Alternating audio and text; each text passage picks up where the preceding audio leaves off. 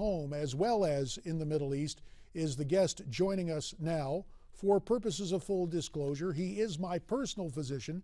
You may know him better as president and founder of the American Islamic Forum for Democracy. He is Dr. Zuhdi Jasser. Dr. Jasser, we thank you this morning, sir, for Skyping in from Phoenix. Well, it's great to be with you, JD. Thanks for having me back. Zuhdi, you just authored a piece that appeared on the opinion pages of the Arizona Republic, and it had to do about being criticized at your own mosque, at your own house of worship, for being critical of Hamas. Could you share with our viewers what happened to you?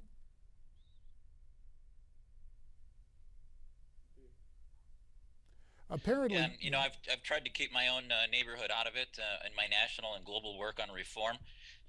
But you know, ultimately, as we try to keep them out, all politics are local, and the Council on American Islamic Relations has had a national operation in trying to criticize and marginalize our work. And our imam took it upon himself during one of our biggest holidays of the year a few weeks ago to basically say that there are Muslims within our community that are working against us, that are not amongst us, that spread hate on Fox News and national TV. And he never had the courage to use my name, but it was abundantly clear to everyone in the room who he was talking about.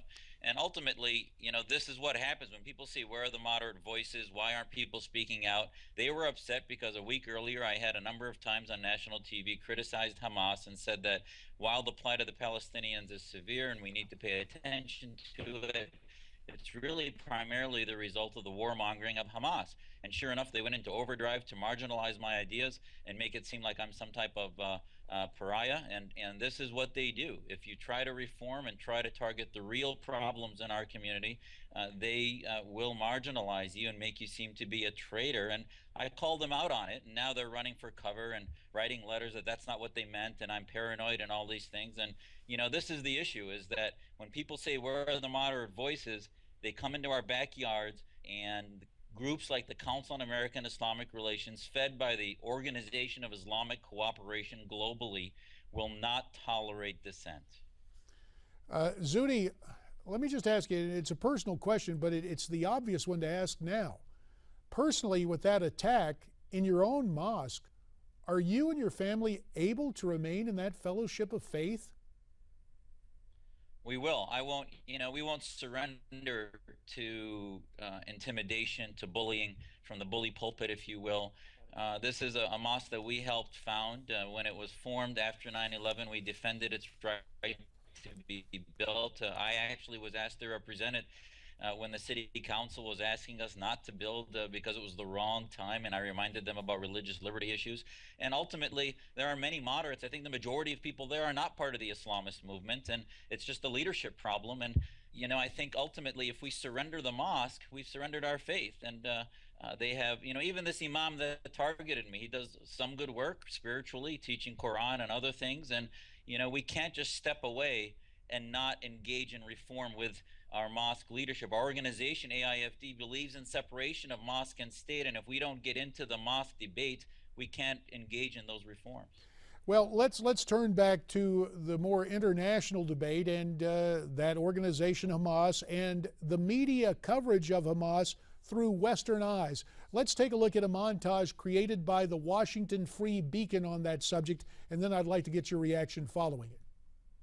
Hamas, okay? I'm not excusing the group. It's obviously a group the U.S. considers to be a terrorist group. I'm certainly not defending Hamas. I'm not defending Hamas. I'm not defending Hamas. I'm not defending Hamas. That's not a pro-Hamas statement. I'm not defending Hamas. I'm not defending Hamas. I'm just saying that this was an escalated situation. I don't support Hamas. It's not a justification. Sounds like it is. It's a fine enough answer by Hamas. I don't agree with Hamas's strategy. Even assuming that Hamas is as vile as it's been made out to be, nothing justifies this type of disproportionate force. That this causes a lot of them to be desperate and turn to violence. I'm not excusing it. I'm not excusing it in any way. Well, it's an apology for a terrorist organization. You should be ashamed of yourself for saying that to me, of all people. There's a Jewish star tattooed on my hand. Well, we found out about Geraldo Rivera's hand tattoo, but that notwithstanding, Zuhdi, when you hear all this disclaimer, hey, I'm not defending Hamas, I'm not defending Hamas, in actuality, do you believe the Western press has essentially started defending Hamas? Well, this is the issue of this false moral equivalency, and when they start talking about all the bad things supposedly that Israel's doing and defending itself against the rockets of Hamas, the tunnels, the abductions. Hamas just executed 18 people they called were traitors, and nobody seemed to cover that, yet the media can't seem to interview Hamas leaders who would really openly explain to America, which would turn the opinion against the Palestinians to say, you know what, you got to clean up your own house against Hamas. And you know what, it was the same thing this imam did. They're saying, oh, he wasn't referring to Hamas, you know, even though he was promoting the Palestinian cause, and it's basically all about anti-Semitism, anti-Israeli sentiment, and they sort of ignore Hamas because the media gives them a pass, think tanks give them a pass, activists give them a pass, and the bottom line is you go to war because of leadership, because of rockets being sent from Gaza. That's why Israel had to go to war. So it was no different than the narrative in Iraq and Afghanistan, where they showed America doing all this so-called killing of civilians, etc.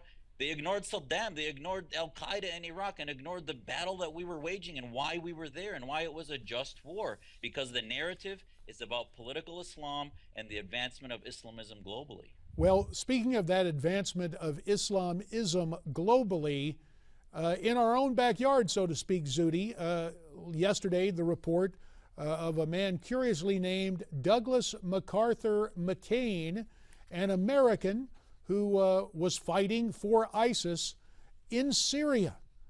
Your take on what is the attraction of ISIS to kids who grow up in the United States?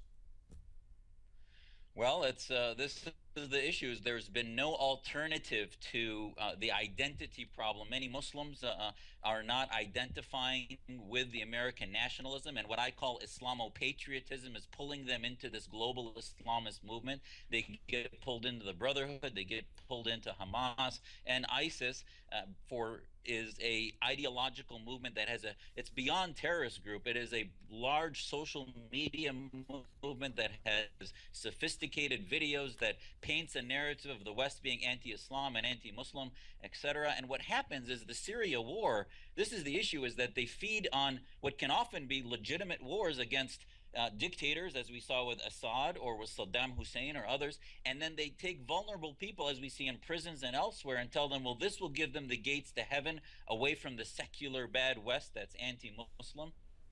And that narrative is not being countered by America because we have no strategy. We're not engaging reformist Muslims. We're not taking sides within the House of Islam.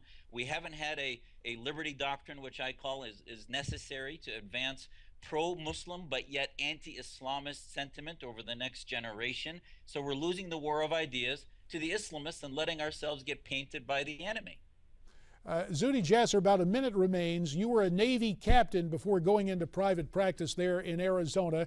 You know about things military. What should the United States be doing? Should we take a larger role in the fight against ISIS? You got about 30 seconds, Zuhdi. Absolutely. The metastasis of ISIS into northern Iraq came from its primary tumor in Syria. We need to bomb them in northern Iraq and in Syria, but not do it with Assad, which is the reason they exist, and also try to weaken them so that the moderates in Syria can begin to not only... Apparently we're having problems with Zuhdi's Skype transmission, but we heard the message. Zuhdi, we'll have to end it right there. We thank you for your insights and analysis. A doctor using a medical analogy, imagine that, to talk about needed American involvement, in his opinion. What's your opinion of ISIS and what's going on in Syria? Why don't you tweet me your comments at Newsmax TV, #America's Forum.